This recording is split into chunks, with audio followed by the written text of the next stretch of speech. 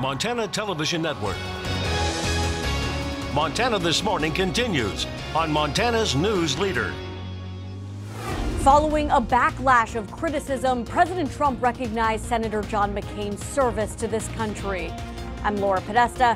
I'll tell you which groups pressured the president to speak out before he did. And closer to home, if you're suddenly assailed by bright lines and markers on Yellowstone Avenue in Bozeman, don't worry, it's not a prank. It's actually an experiment. Coming up, we'll explain what the new markings are meant to accomplish. 6:30 on this Tuesday. Missy O'Malley is off. Matt Elwell has our forecast. But right now, our top story this half hour. President Trump has ordered the flags atop the White House to once again be flown at half-staff in tribute to the late Senator John McCain. The move came as Mr. Trump was being widely criticized for his muted response to the death of his frequent rival. CBS News' Laura Podesta is in New York with the story. For almost 2 days, President Trump's only comment on the passing of Senator John McCain was a 2-sentence tweet expressing condolences to his family. Why won't you say anything about John McCain? On Monday morning, Mr. Trump ignored reporters' questions about the Arizona Republican, who was often at odds with his administration. For much of the day, flags atop the White House stood at full staff, having been returned to their normal position less than 48 hours after McCain's death. Veterans groups like the American Legion expressed disappointment. The man was a veteran, a war hero, a prisoner of war, and then to diss him like they did. The president then ordered the flags to be flown at half-staff until the senator is buried. Last night at a White House dinner for evangelical leaders, Mr. Trump made his first public statement on McCain. We very much appreciate everything that Senator McCain has done for our country. On Capitol Hill, lawmakers offered fond remembrances of their colleague. I would say to the president or anybody in the world, it's time to pause and say this was a great man. He gave everything for us. We owe him nothing less than the respect that he earned. The formal memorials for Senator McCain will begin tomorrow when his body lies in state at the Arizona State Capitol. Laura Podesta, CBS News, New York.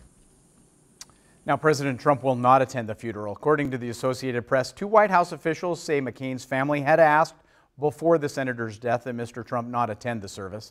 The administration will instead be represented by Chief of Staff John Kelly, Defense Secretary James Mattis, and National Security Advisor John Bolton. Here in Montana, some of our top political figures paid tribute this weekend to U.S. Senator John McCain, both Democrats and Republicans. McCain, the Republican presidential candidate back in 2008, longtime senator from Arizona, died Saturday from brain cancer. Democratic U.S. Senator Jon Tester said McCain, quote, led by example and was not afraid to buck either party to do what was right. He called McCain a true American hero, said it was an honor to serve with him in the Senate. Montana's Republican Senator Steve Daines and Republican U.S. Senate candidate Matt Rosendale also called McCain an American hero and praised his service to the country. Republican State Attorney General Tim Fox tweeted a picture of himself and McCain and said few Americans had sacrificed and contributed as much as McCain. Also, Democratic congressional candidate Kathleen Williams complimented his independent thinking, military record, and dedication to the country. McCain was a Navy fighter pilot during Vietnam War, spent 5 years as a BOW after being shot down over North Vietnam. Also, Montana Governor Steve Bullock ordered Montana flags to fly at half-staff in honor of Senator McCain. State flags will remain at half-staff until Sunday, September 2nd, the day of McCain's funeral. 6:33 now, Matt. As we've been talking about this morning, a little cooler today, but warmer than it was yesterday. We're going to see a warming trend for sure starting today. I don't think it's going to be dramatic, but we are going to see these temperatures at least take a run at the 80-degree mark by the end of the week. Most of us dealing with low 40s, upper 30s for morning temperatures. Very mild conditions mainly because we've had a little bit of cloud cover for most of the overnight. Still have some clouds out there. Temperatures will warm into the mid to upper 60s, maybe low 70s for a few areas, but rain has not been something that's showing to be fruitful in our extended forecast. We'll talk more about that and much, much more coming up in a few minutes. Thank you, Matt. 6:34 now on this Tuesday. Slowing down traffic in Bozeman with paint. A colorful change in North Yellowstone and Bozeman, temporary while research being done for the long term. TN's Mallory Peebles shows us how the project works. Even though it's temporary, drivers can't miss this. That's the point. Yeah, it's supposed to be eye-catching. That's what makes them effective. Danny Hess, project assistant with Western Transportation Institute, says it's called a traffic calming project. Made possible with city and the public's help, it's aimed at slowing down speeders with colorful paint, polka dots, and tires. So what that does is it narrows up the intersection so that drivers feel less comfortable traveling through at higher speeds. We're really excited to have anything happen that will slow people down, make them aware, that there's kids and pets and people that live here. Neighbors like Kathy Wilkerson says folks often speed through the street, and data collected confirms it. Earlier this summer, someone was tracked going 48 miles per hour. Although the data showed most drivers were just a bit over the posted 25. More data is being collected now to see how effective this project is and decide if a permanent fix is needed. WTI says that would likely be wider sidewalks at the corner and not stop signs or streetlights. I wanted to see stop signs on all the, the through streets, but if this works better, I'm all for it. Whether the change is permanent or temporary, slower speeds are the goal, even after the paint fades away. Reporting from Bozeman, Mallory Peebles, MTN News. Now, Mallory tells us last year a similar project was done at Tracy and Tamarack, but no permanent action was taken there. Well, it's that time of year again. Kids went back to school in Bozeman yesterday. DN's Emma Hamilton has more on what's going on in the Bozeman School District this year. The school district looks forward to this time every year. This is a really great time of year for us.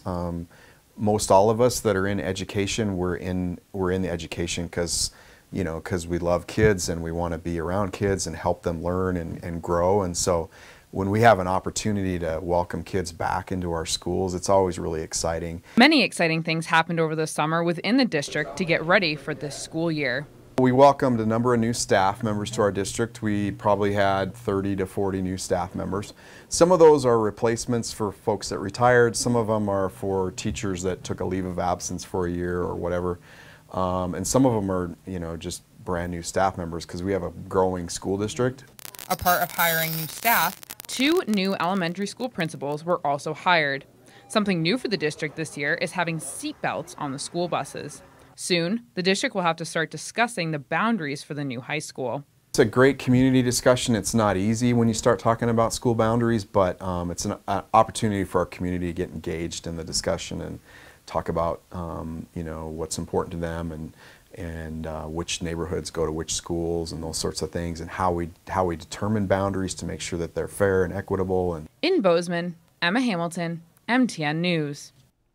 Welcome back to school, youngsters. 6:37 now. Flathead Area Juice Making Company expanding. Some big-name grocery stores begin picking up their product. It's made from Flathead cherries. That's why its creator says it has a special quality to it. MTN's Augusta McDonald has this week's Montana Made. Montana just has this mystique. He says it can be found in the products that come from Montana's soil.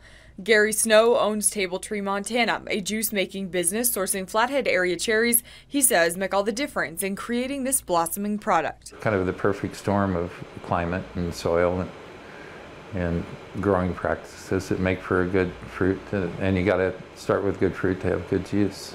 Table Tree sold over 50,000 small bottles of their juice last year after moving their Canada business to the Treasure State a couple of years ago. Now the product is growing in popularity. Some franchise grocery stores like Costco plan to pick up more of the large size bottles. Overall, we'll have more to sell. We're really going for like 3 or 4 times what we did in the big bottles last year because we found there is a good market for those. Their production is seasonal now, but they plan to branch out into apple or even pear juice that can be produced in the winter months. Near Polson, Augusta McDonald, MTN News. By the way, this juice is in local-owned grocery stores starting in September. Again, the juice will be sold in several Costco stores statewide. We're going to take a quick break here on Montana This Morning. When we come back, are you making enough at your job? Turns out a lot of people say yes to that. We'll take a closer look. But first, here's a closer look at what's coming up at CBS This Morning. Good morning ahead, and only on CBS This Morning, former President Jimmy Carter remembers Senator John McCain, what he believes his passing means for bipartisanship. And we'll talk with McCain's former senior advisor, that's Mark Salter. Plus a look at a new effort to try and stop teens from vaping. What's that? How advocates say those popular e-cigarette companies like Juul are targeting your high school student. We'll see you 7 o'clock on the dot.